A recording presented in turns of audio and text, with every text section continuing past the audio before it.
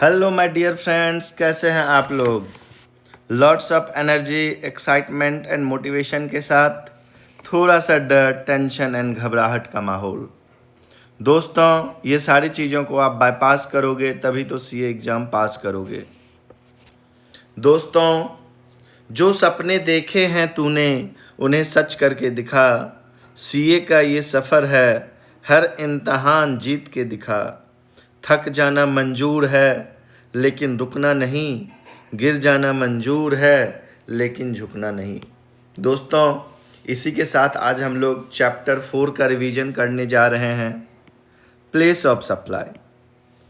दोस्तों, सेक्शन 4 में place of supply chapters को हम लोग रिवीजन करने जा रहे हैं। यहाँ पे केवल डोमेस्टिक ट्रांजैक्शन से रिलेटेड प्रोविजंस को देखेंगे।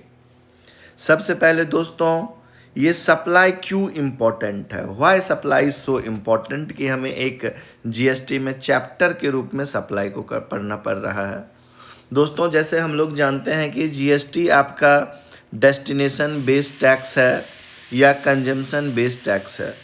दोस्तों, जीएसटी में ये मायने नहीं रखता है कि गुड्स का प्रोडक्शन कहाँ हुआ, सर्विस कहाँ क्रिएट की गई, ये बिल्कुल मायने नहीं रखता है। जीएसटी में ये मायने रखता है कि आपके गुड्स को कहाँ कंज्यूम किया गया है, आपके सर्विस को कहाँ कंज्यूम किया गया है। जहाँ पे गुड्स या सर्विस का कंजम्पशन होगा वहीं पे टैक्स लगेगा। दोस्तों, वहीं पे टैक्स लगेगा। सपोज कीजिए दिल्ली का एक सप्लायर है। दिल्ली का सप्लायर एक गुड्स सप्लाई किया कोलकाता, तो और ये गुड्स दिल्ली में ही मैन्युफैक्चर हुआ है। तो दोस्तों, यहाँ पे दिल्ली में कोई भी टैक्स नहीं लगेगा। दिल्ली गवर्नमेंट को इस गुड्स को मैन्युफैक्चर करने पे कोई भी टैक्स नहीं मिलेगा। ये टैक्स किसको मिलेगा? कोलकाता गवर्नमेंट को मिलेगा, जहाँ पे ये अल्टीमेट कंज्यूम हुआ है। दोस्तों, तो इसी चीज़ों को निकालने के लिए कि किस गवर्नमेंट को टैक्स मिलेगा, एक तो सेंट्रल गवर्नमेंट है ही, हर ट्रांजैक्शन पे सेंट्रल गवर्नमेंट तो 50% आपका खाएगा ही। अब किस स्टेट गवर्नमेंट को ये टैक्स मिलेगा, ये चीज़ को आइडेंटिफाई करने के लिए प्लेस ऑफ सप्लाई इम्पॉर्टेंट है। सपोज कीजिए हमें यहाँ पता चल गया कि दिल्ली से सप्लाई किया जा रहा है कोलकाता। इस सप्लाई को हम क्या बोलेंगे? इंटर स्टेट सप्लाई बोलेंगे। और इंटर स्टेट सप्लाई पे क्या लगता है? आपका आईजीएसटी लगता है।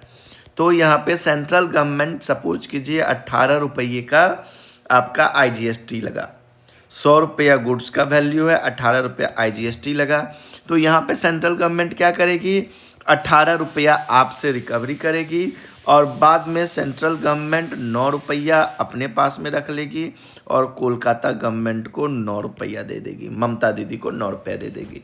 अब मान के चलो दोस्तों, यही सेम गुड्स दिल्ली में मैन्युफैक्चरिंग हुआ है और दिल्ली में ही इसका सप्लाई हुआ है और अल्टीमेट कंजम्पशन इसका दिल्ली में ही हुआ है। तो इस सप्लाई को क्या बोलेंगे? इस सप्लाई को हम इंट्रा स्टेट सप्लाई बोलेंगे।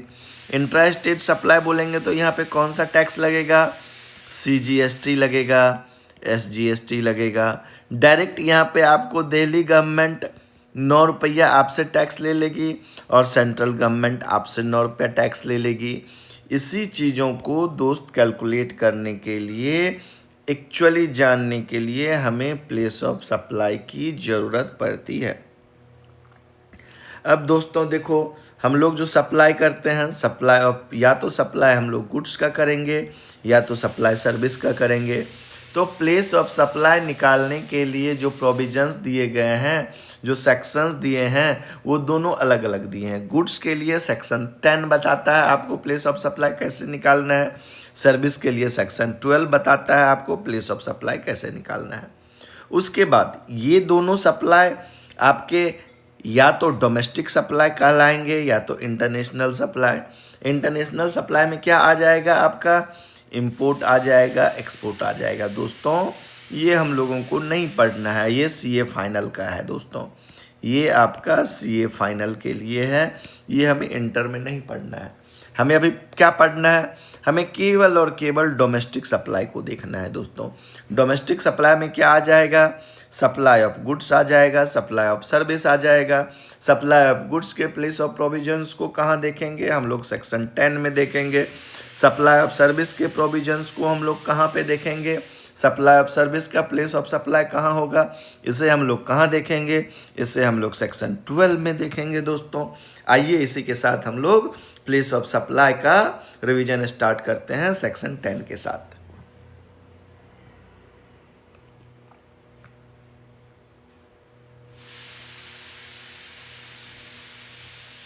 दोस्तों सबसे पहले सप्लाई, प्लेस ऑफ सप्लाई का डेफिनेशन क्या है। Place of supply means the place of supply as referred. Place of supply means place of supply means the place of supply as referred in section 10। Section 10 में goods के case में, domestic goods के case में, domestic supply हुआ है goods का, place of supply कहाँ माना जाएगा, इसके लिए प्रोविजंस दिया गया है सेक्शन 10 में। वो आपका प्लेस ऑफ सप्लाई हो जाएगा। गुड्स को अगर हम इंपोर्ट कर रहे हैं या एक्सपोर्ट कर रहे हैं, उस केस में आपका प्लेस ऑफ सप्लाई कहाँ माना जाएगा, इसको सेक्शन 11 में दिया गया है। सर्विस, अगर डोमेस्टिक सर्विस का सप्लाई किया जा रहा है तो उसके लिए आपका सेक्शन 12 हो गया। अगर आप सर्विस को इंपोर्ट एक्सपोर्ट कर रहे हो तो सेक्शन 13 हो गया। और अगर आप SEZ को आप सप्लाई कर रहे हो तो उसके लिए आपका सेक्शन 10 हो गया, सेक्शन 14 हो गया दोस्तों। तो ये 10 to 14 के प्रोविजंस के अकॉर्डिंग सप्लाई का प्लेस क्या होगा वो बताया जाएगा, और वही प्लेस आपका प्लेस ऑफ सप्लाई कहलाएगा दोस्तों अब हम देखते हैं गुड्स और सर्विसेज। हम जो सप्लाई करते हैं वो सप्लाई या तो गुड्स का करेंगे या तो सर्विस का करेंगे। तो गुड्स क्या है ना दोस्तों, गुड्स को टेंजिबल नेचर का है। गुड्स को हम देख सकते हैं कि गुड्स का मूवमेंट कहाँ हुआ है, गुड्स कहाँ कंज्यूम हुआ है, गुड्स का सप्लाई कहाँ हुआ है दोस्तों, इस चीज़ों को हम देख सकते हैं। लेकिन सर्विस को हम नहीं देख सकते हैं दोस्तों। सर्विस कॉम्प्लेक्स पार्ट हो जाता है। गुड्स कहाँ लोकेटेड है, लोकेशन ऑफ गुड्स कहाँ लोकेटेड है उसे हम इजीली आइडेंटिफाई कर सकते हैं। क्यों? क्योंकि इसका फिजिकल एग्जिस्टेंस होता है, लेकिन सर्विस का आपका कोई फिजिकल एग्जिस्टेंस नहीं होता है। गुड्स का जब हम सप्लाई करते हैं तो उसमें मूवमेंट इन्वॉल्व होता है। सपोज कीजिए गुड्स आप ट्रक में भर के सप्लाई कर रहे हैं तो वो ट्रक चल रहा है, उसके अंदर आपको गुड्स दिख रहा है, तो गुड्स का मूवमेंट होता है तो उसे हम ट्रैक कर सकते हैं। लेकिन सर्विस का तो कोई मूवमेंट नहीं रहता है, इसका कोई फिक्स लोकेशन नहीं है, तो इसे हम ट्रैक नहीं कर सकते हैं। इसीलिए गुड्स के केस में प्लेस ऑफ सप्लाई को आइडेंटिफाई करना इजी है एज कंपेयर टू सर्विस के प्लेस ऑफ सप्लाई को आइडेंटिफाई करना। तो दोस्तों सर्विस के केस में जो है ना 5-6 प्रॉक्सी दिया गया है कि इसके बेसिस पे आप प्लेस ऑफ सप्लाई आइडेंटिफाई कर सकते हो। 5 proxies for place of supply of service क्या है। सबसे पहले आपको आइडेंटिफाई करना पड़ेगा कि सर्विस प्रोवाइडर का लोकेशन कहाँ है, सर्विस रिसिपिएंट का लोकेशन कहाँ है, किस जगह पे, अगर कोई परफॉर्मेंस से रिलेटेड हम सर्विस दिए हैं तो किस जगह पे वो परफॉर्मेंस परफॉर्म किया गया है, किस जगह पे, ऐसा कौन सा जगह है जहाँ पे सपोज उस सर्विस को कंज्यूम किया गया। सपोज कीजिए हम ब्यूटी पार्लर गए, अपना सैलून गए अपने बाल कटाने के लिए, तो कहाँ पे ये सर्विस को कंज्यूम हम किए। हम रहते हैं रायपुर में और चले गए दिल्ली में किसी एक सैलून में बाल कटाने गए, तो ये कंजम्पशन कहाँ हुआ सर्विस का कंजम्पशन दिल्ली में हुआ। तो वहाँ जो हमने GST पे किया वो रायपुर गवर्नमेंट, छत्तीसगढ़ गवर्नमेंट को नहीं मिलेगा, बल्कि वो आपको दिल्ली गवर्नमेंट को मिलेगा। एक्चुअल, अब 5वां क्या है, प्लेस ऑफ एक्चुअल बेनिफिशियरी कौन है, मीन्स अगर वो सर्विस को दिया गया है तो उसका एक्चुअल बेनिफिशियरी कौन है। तो ये 5 चीज़ों को आइडेंटिफाई करके इसके बेसिस पे हम लोग place of supply of service को निकालते हैं। दोस्तों ये चीज़ों को हम लोग नेक्स्ट पार्ट में देखेंगे। अभी हम लोग गुड्स के केस में, अगर गुड्स का सप्लाई किया जाता है तो प्लेस ऑफ सप्लाई क्या होगा, उस चीज़ों को हम लोग देखते हैं। दोस्तों ट्रांजैक्शंस 2 टाइप के हो गए। एक ट्रांजैक्शन B2B। B2B मीन्स क्या हो गया, बिजनेस टू बिजनेस ट्रांजैक्शन कर रहे हैं। एक बिजनेस ऑनर दूसरे बिजनेस ऑनर को सप्लाई कर रहा है, उसमें कुछ दूसरे बिजनेस ऑनर उसमें कुछ मॉडिफिकेशन करके या एज सच तीसरे बिजनेस ऑनर को सप्लाई कर रहा है या अल्टीमेट कंज्यूमर को सप्लाई कर रहा है। अगर B2B सप्लाई किया जाता है, बिजनेस टू बिजनेस सप्लाई किया जाता है, डेट मीन्स एक रजिस्टर्ड पर्सन दूसरे रजिस्टर्ड पर्सन को सप्लाई कर रहा है, तो यहाँ पे आपको ITC अवेलेबल हो जाता है और टैक्स को पास ऑन कर दिया जाता है। यहाँ पे दोस्तों गवर्नमेंट को एक्चुअली में टैक्स नहीं मिलता है। गवर्नमेंट को आप जितना भी टैक्स पे किए हैं उसका बेनिफिट आप एज ए ITC क्लेम कर लेते हो। दोस्तों एक ट्रांजैक्शन अब B2C है, business to consumer, that means एक रजिस्टर्ड पर्सन दूसरे अनरजिस्टर्ड पर्सन को सप्लाई कर दिया।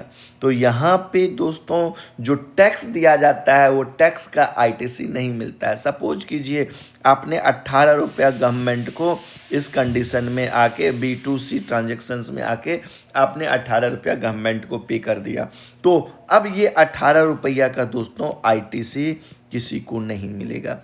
ITC को हम लोग क्या करते हैं, अपने लायबिलिटी से एडजस्ट कर देते हैं, तो यहाँ पे ITC नहीं मिलेगा। तो फाइनली इस स्टेज पे आके टैक्स गवर्नमेंट को पहुंचा है दोस्तों, means tax actually reaches to the government at this level. तो जब तक B2B ट्रांजैक्शन होता रहता है दोस्तों, तो उस पर जो टैक्स लगता है वो गवर्नमेंट को नहीं पहुंचता है।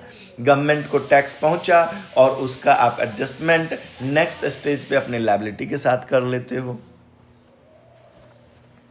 दोस्तों supply is consumed only when B2B transaction cover into B2C transaction. दोस्तों जब तक B2B ट्रांजैक्शन हो गया, फिर सेम ट्रांजैक्शन का दूसरा B2B हो गया, तीसरा B2B ट्रांजैक्शन हो गया दोस्तों, तो यहाँ पे आपका सप्लाई कंज्यूम अभी तक नहीं हुआ है। जैसे ये सप्लाई B2C में कन्वर्ट हुआ तो यहाँ पे आपका ये सप्लाई ऑफ गुड्स या सर्विस जो किए हैं ये आपका कंज्यूम हो गया दोस्तों। और जिस स्टेट में सेंट्रल गवर्नमेंट तो सारे ट्रांजैक्शन पे आपके GST का पैसा मारेगा ही, तो जिस स्टेट में ये गुड्स या सर्विस को कंज्यूम किया गया, फाइनली उस स्टेट को ये GST का प्रोपोर्शनेट बेनिफिट जाएगा। दोस्तों नेक्स्ट हम लोग देखते हैं रिसिपिएंट का लोकेशन किसे कहेंगे, लोकेशन ऑफ रिसिपिएंट। ये कौन सा रिसिपिएंट, सर्विस रिसिपिएंट। अब जैसे हम लोग सप्लाई जो करते हैं, सप्लाई या तो गुड्स का करेंगे या सर्विस का करेंगे, तो यहाँ पे गुड्स का एक रिसिपिएंट आ जाएगा। अगर हम लोग सप्लाई कर रहे हैं सर्विस का तो ये सर्विस का रिसिपिएंट आ जाएगा। दोस्तों यहाँ पे जो हम लोग डेफिनेशन देख रहे हैं रिसिपिएंट ऑफ सर्विस का, रिसिपिएंट ऑफ सर्विस का लोकेशन क्या है। सबसे पहले अगर वो रजिस्ट्रेशन लिया है, अगर वो बिजनेस का रजिस्ट्रेशन लिया है तो कहाँ बिजनेस का रजिस्ट्रेशन लिया है, जिस प्लेस पे, जिस जगह, जिस राज्य में वो बिजनेस का रजिस्ट्रेशन लिया है वो आपका place of location, location of recipient कहला जाएगा। अगर वो रजिस्ट्रेशन नहीं लिया है या कुछ और चीज़ें हैं तो उस बिजनेस का फिक्स एस्टेब्लिशमेंट कहाँ है। If supply receive there, fix establishment पे अगर वो सप्लाई को रिसीव किया गया तो ये fix establishment location of recipient आ जाएगा।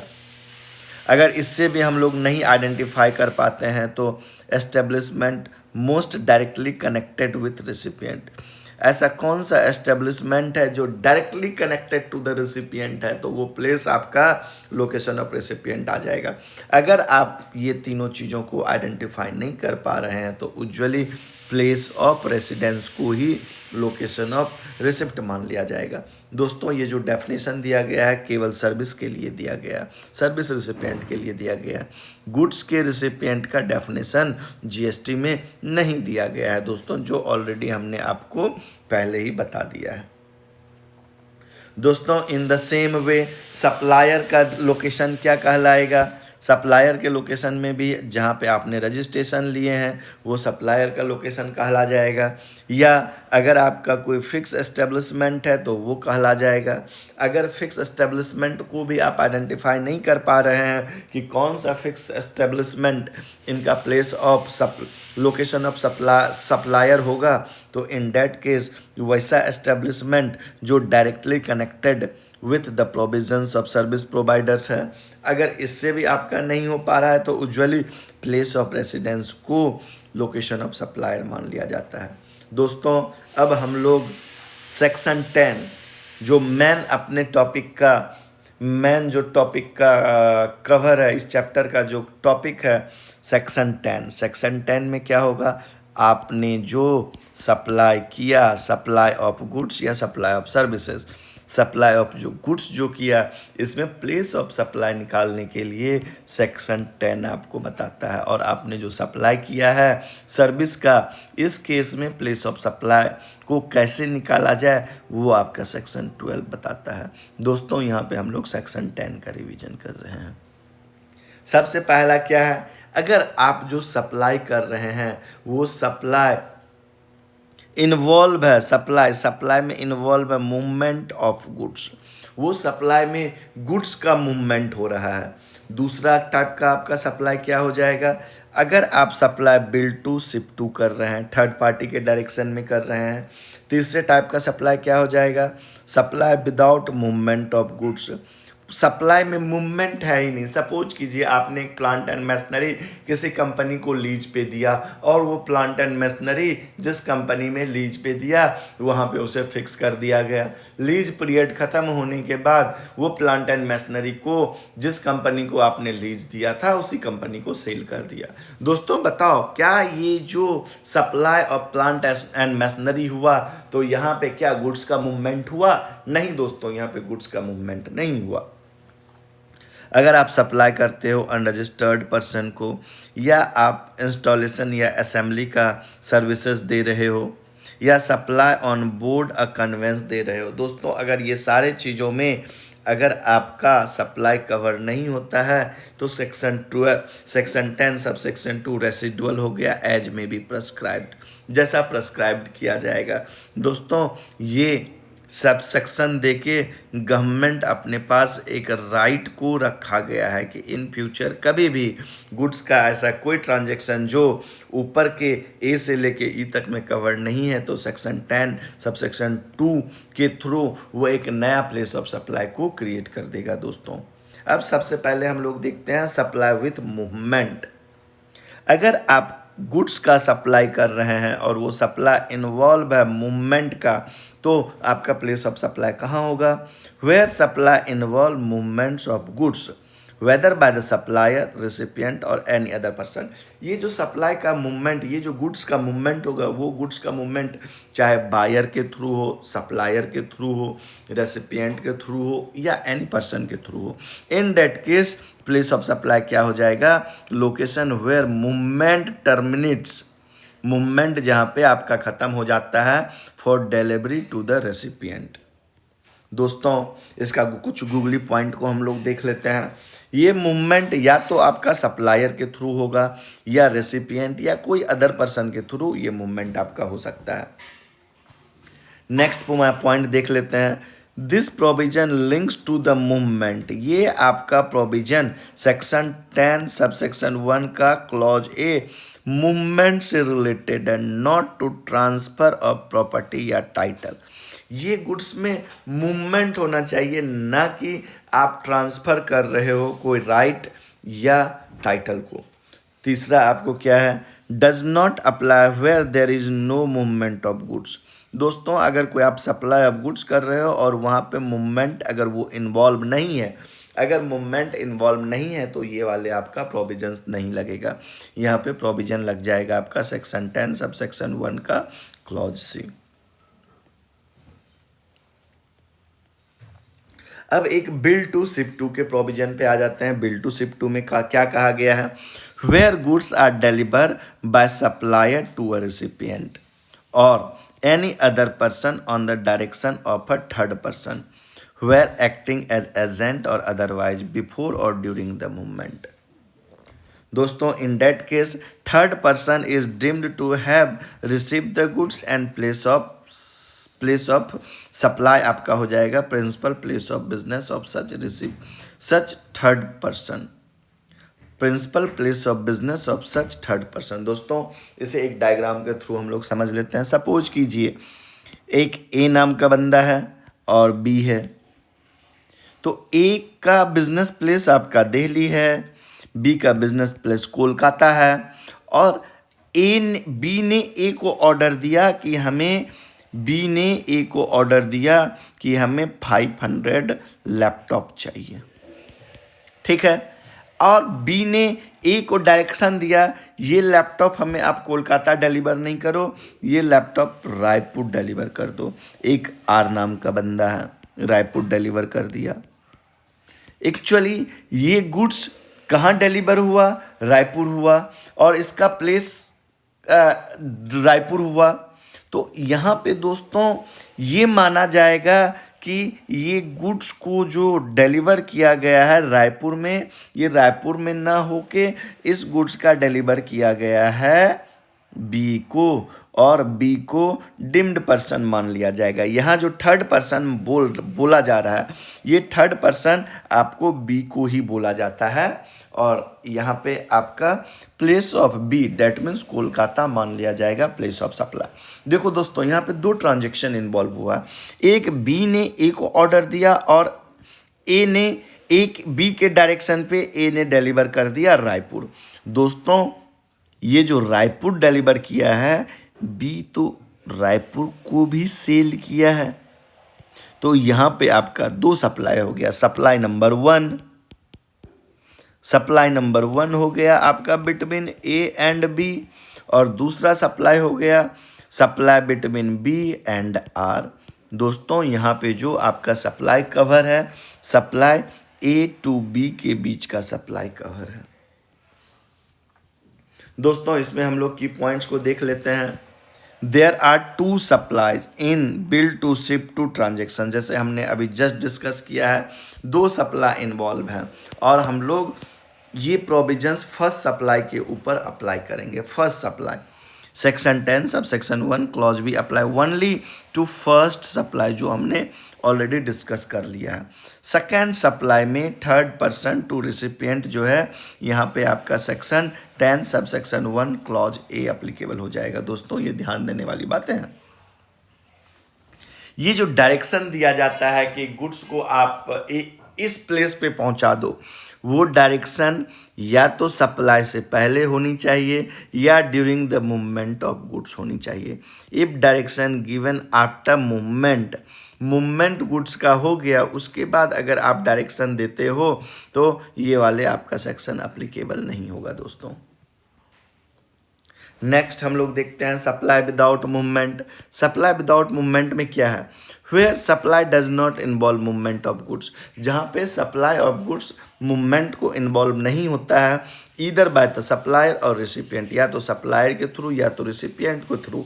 इन that case place of supply क्या हो जाएगा? Location of such goods at the time of delivery to the recipient. जब ये गुड्स आप रेसिपिएंट को डिलीवर कर रहे हो तो उस गुड्स का उस समय में क्या लोकेशन है, जो उस समय में लोकेशन होगा वही आपका प्लेस ऑफ सप्लाई मान लिया जाएगा। When does this apply? As is where is basis. As is where is basis means, as is means जैसा है वैसा ही आप सप्लाई कर रहे हो। वेयर इज, जहाँ पे वो गुड्स है वहीं से वो गुड्स को आप डिलीवर कर रहे हो। तो ये वाले case as is where is basis पे अगर कोई सप्लाई किया जाता है तो वहाँ पे place of supply location of such goods को माना जाता है। अगर गुड्स, दूसरा एग्जांपल देख लो, गुड्स अगर ऑलरेडी रेसिपिएंट के लोकेशन पे रखा हुआ है, आप वहीं पे गुड्स को बेच दिए हो। सपोज आपने किसी XYZ कंपनी को एक प्लांट एंड मशीनरी लीज पे दिए थे और ये लीज आपका 5 ईयर्स के लिए है। ये लीज टर्म कंप्लीट हो जाने के बाद आपने क्या किया, प्लांट एंड मशीनरी को XYZ को ही सेल कर दिया। इन दिस सिचुएशन क्या प्लांट एंड मशीनरी का मूवमेंट हुआ? एब्सोल्युटली प्लांट एंड मशीनरी का कोई मूवमेंट नहीं हुआ दोस्तों। तो यहाँ पे आपका सेक्शन 10 सबसेक्शन 1 क्लॉज सी का प्रोविजन लग जाएगा। यहाँ पे आपने क्या किया, XYZ को जो आपने प्लांट एंड मशीनरी बेचा है केवल आपने ऑनरशिप को ट्रांसफर कर दिया, कोई भी फिजिकल मूवमेंट नहीं हुआ दोस्तों। यहाँ पे दोस्तों कोई भी फिजिकल मूवमेंट नहीं हुआ। अब इसमें कुछ गूगली पॉइंट देख लेते हैं। Neither supplier nor recipient should cause movement of goods. Already हमने डिस्कस कर लिया है कि गुड्स का किसी के थ्रू मूवमेंट नहीं हुआ। अगर गुड्स का में मूवमेंट इन्वॉल्व हो जाता है, अगर गुड्स में मूवमेंट इन्वॉल्व हो जाता है तो यहाँ पे आपका सेक्शन 10 सबसेक्शन 1 क्लॉज सी नहीं लगेगा दोस्तों। यहाँ पे आपको क्लॉज ए अट्रैक्ट हो जाएगा। सपोज कीजिए फॉर एग्जाम्पल लैंड और बिल्डिंग का आपने सेल किया। लैंड या बिल्डिंग को अगर आप सेल कर रहे हो तो वहाँ पे कोई मूवमेंट इन्वॉल्व नहीं है, लेकिन इसे शेड्यूल 3 में सप्लाई भी नहीं माना गया है। इस ट्रांजैक्शन को शेड्यूल 3 में सप्लाई भी नहीं माना गया है, तो यहाँ पे आपको GST नहीं लगेगा। लेकिन आप जो बिल्डिंग लैंड एंड बिल्डिंग को सेल कर रहे हो उसके साथ आप फर्नीचर फिक्चर्स को भी सेल कर रहे हो, बिल्डिंग के साथ आप फर्नीचर एंड फिक्चर्स को भी सेल कर रहे हो, तो यहाँ पे बिल्डिंग के ऊपर तो GST नहीं लगेगा दोस्तों, बिल्डिंग के ऊपर GST नहीं लगेगा। लेकिन जो फर्नीचर एंड फिक्चर्स है उसके ऊपर तो GST अप्लीकेबल हो जाएगा दोस्तों। यहाँ पे जो आप GST अप्लाई करोगे इसके लिए प्लेस ऑफ सप्लाई निकालने के लिए आपको सेक्शन 10 सबसेक्शन 1 का क्लॉज सी को अप्लाई करना पड़ेगा दोस्तों। अब हम लोग देखते हैं CA सेक्शन 10 सबसेक्शन 1 का क्लॉज CA। अगर सप्लाई किया जाता है अनरजिस्टर्ड पर्सन को, most important from government point of view, क्योंकि यहीं पे दोस्तों गवर्नमेंट के जेब में पैसा आता है। पैसा क्या कहा गया है कि अगर सप्लाई कर रहे हो किस चीज़ का कर रहे हो, गुड्स का कर रहे हो, किसको कर रहे हो, अनरजिस्टर्ड पर्सन को कर रहे हो। और ये सप्लाई अगर आप अनरजिस्टर्ड पर्सन को कर रहे हो दोस्तों, इनवॉइस तो काटोगे। अगर इनवॉइस में रिसिपिएंट का एड्रेस दिया गया है तो वो एड्रेस को प्लेस ऑफ सप्लाई मान लोगे। अगर अगर अगर अगर अगर इस ट्रांजैक्शंस में रिसिपिएंट का एड्रेस नहीं दिया गया है तो आप सप्लायर के लोकेशन को प्लेस ऑफ सप्लाई मान लोगे। दोस्तों यहाँ पे एड्रेस देने का मतलब ये नहीं है कि आपको हाउस नंबर भी लिखना है, गली नंबर भी लिखना है, लैंडमार्क भी लिखना है। केवल किस स्टेट का ये बंदा है वो भी अगर इनवॉइस में मेंशन है तो उसको एड्रेस मान लिया जाएगा। सपोज कीजिए हम गए दिल्ली घूमने के लिए, वहाँ रेस्टोरेंट में खाने चले गए, होटल में स्टे किए, रेस्टोरेंट में खाने चले गए। तो अगर वहाँ पे मैं अपना एड्रेस दे दिया हूँ तो in that case place of supply Raipur माना जाएगा। एड्रेस में मैं अगर केवल रायपुर छत्तीसगढ़ भी लिख दिया तो ये एड्रेस को कंप्लीट मान लिया जाएगा और रायपुर प्लेस ऑफ सप्लाई माना जाएगा। दोस्तों अगर मैं ये नहीं दिया तो प्लेस ऑफ सप्लायर को प्लेस ऑफ सप्लाई मान लिया जाएगा। दोस्तों आइए देखते हैं। Where supply is made to a person other than a registered person, notwithstanding clause A और C। अगर आप अनरजिस्टर्ड पर्सन को सप्लाई कर रहे हो तो क्लॉज A से लेकर C की कोई बातें नहीं लगेगी। यहाँ पे अपना इनका प्रोविजंस है। अगर if address recorded in the invoice, अगर एड्रेस रिसिपिएंट का रिकॉर्ड है इनवॉइस में तो प्लेस ऑफ सप्लाई हो जाएगा location as per address on invoice. अगर if address not recorded in the invoice, अगर इनवॉइस में एड्रेस रिकॉर्ड नहीं है तो प्लेस ऑफ सप्लाई हो जाएगा लोकेशन ऑफ सप्लायर का लोकेशन हो जाएगा। दोस्तों key point, just mentioning state name in the invoice is sufficient, full address not required. केवल अगर इनवॉइस में स्टेट का नाम मेंशन कर दिया तो वो सफिशिएंट है कि प्लेस ऑफ सप्लाई रिसिपिएंट का होगा। इसके लिए केवल केवल केवल स्टेट नेम मेंशन कर देना सफिशिएंट है। नॉट विथ स्टैंडिंग ए और C, this clause overrides both movement and non movement rule for unregistered person. अगर आप अनरजिस्टर्ड पर्सन को सप्लाई कर रहे हो, गुड्स का मूवमेंट हो रहा है, गुड्स का मूवमेंट नहीं हो रहा है, वो कुछ भी प्रोविजंस को नहीं देखेंगे, कोई भी पॉइंट ऑफ व्यू नहीं देखेंगे, केवल ये सोचेंगे क्या जो रिसिपिएंट ऑफ गुड्स है उसका एड्रेस अवेलेबल है। एड्रेस अवेलेबल है तो जो एड्रेस है वो प्लेस ऑफ सप्लाई मान लिया जाएगा। अगर एड्रेस अवेलेबल नहीं है तो जो सप्लायर का प्लेस है उसे प्लेस ऑफ सप्लाई मान लिया जाएगा। दोस्तों, ई कॉमर्स ऑपरेशन के केस में कुछ देख लेते हैं। E commerce supplier can record delivery address not billing address as recipients address in invoice for determining the place of supply.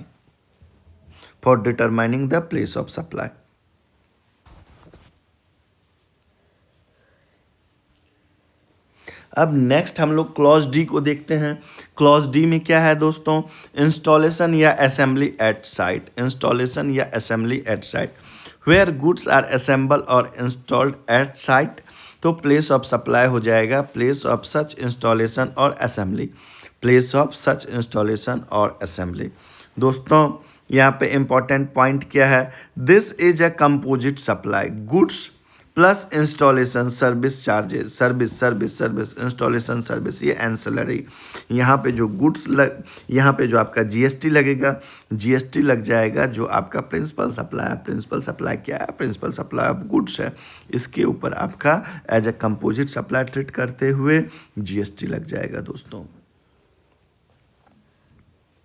Next कुछ गूगली पॉइंट देख लेते हैं। Place of supply, installation site not suppliers location.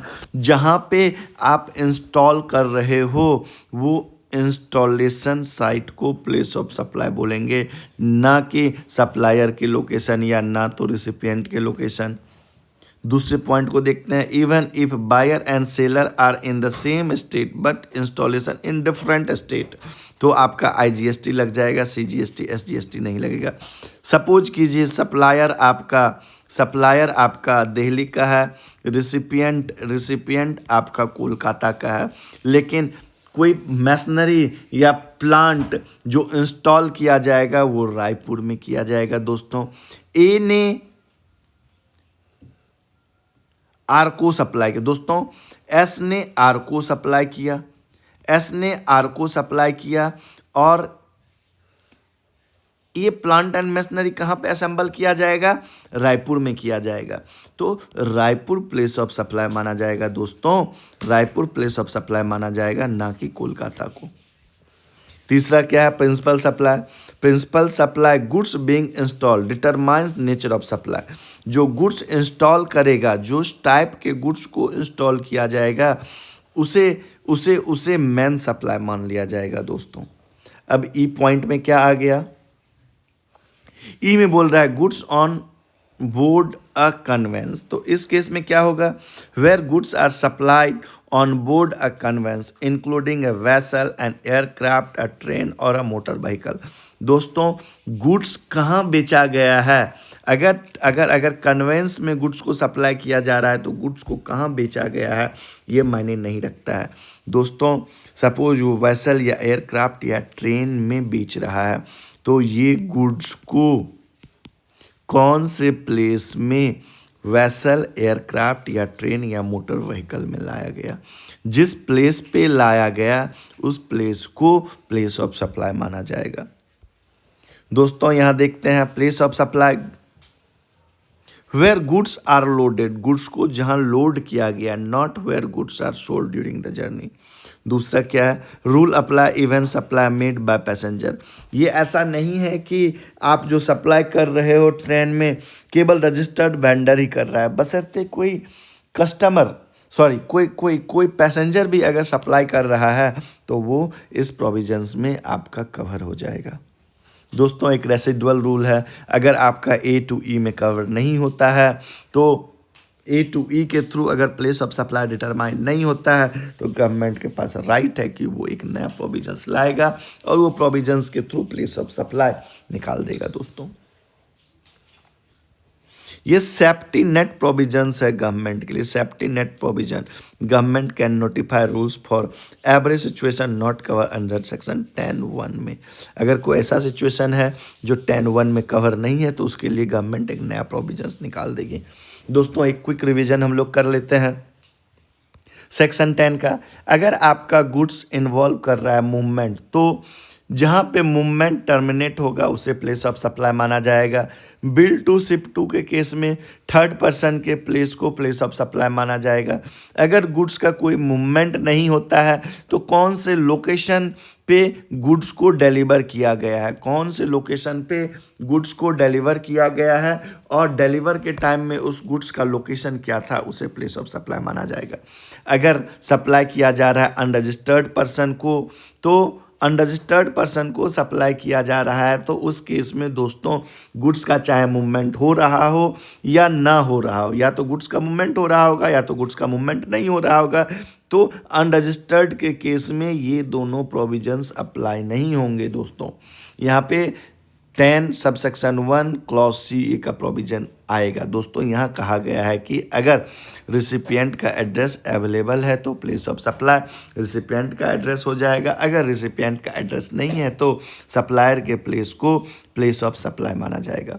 दोस्तों अगर आप install या assemble कर रहे हो तो एक्चुअली में कहाँ पे आपने गुड्स का इंस्टॉल या असेंबल किया हो, जिस प्लेस पे आपने गुड्स का इंस्टॉल या असेंबल किया है वो प्लेस आपका प्लेस ऑफ सप्लाई मान लिया जाएगा। दोस्तों अगर आप ऑन कन्वेंस गुड्स का सप्लाई कर रहे हो तो बोर्ड में गुड्स को कहाँ रखे थे, जिस प्लेस पे दोस्तों गुड्स को बोर्ड में लोड किए थे वो वाला प्लेस आपका प्लेस ऑफ सप्लाई कहलाया जाएगा। और नेक्स्ट है आपका रेसिडुअल। रेसिडुअल में एज में be prescribed by the government. और ये जितने भी सारे प्रोविजंस है दोस्तों, ये सारे प्रोविजंस केवल आपके डोमेस्टिक सप्लाई से, डोमेस्टिक ट्रांजैक्शन से रिलेटेड है। इंपोर्ट और एक्सपोर्ट आप लोगों को दोस्तों ये कवर नहीं है। और इसी के साथ अपना ये चैप्टर 4 प्लेस ऑफ सप्लाई का पार्ट 1 कंप्लीट होता है। इसमें मेनली हम लोग सेक्शन 10 सबसेक्शन 1 को देखे हैं, place of supply in case of supply of goods. Next अपना आता है दोस्तों section number 12 place of supply in case of supply of service. इसे हम लोग सेकंड पार्ट में दोस्तों देखते हैं। आज का सेशन यहीं पे कंप्लीट हम लोग करते हैं। अगर ये वीडियो आपको पसंद आया तो प्लीज़ लाइक कीजिए, चैनल को सब्सक्राइब कीजिए। मोर अपडेट्स के लिए कोई सजेशन देना है तो दोस्तों कमेंट में कोई सजेशन दीजिए। आज के लिए यहीं तक। Thank you so much. Exam के लिए all the best. Bye bye दोस्तों, टेक केयर।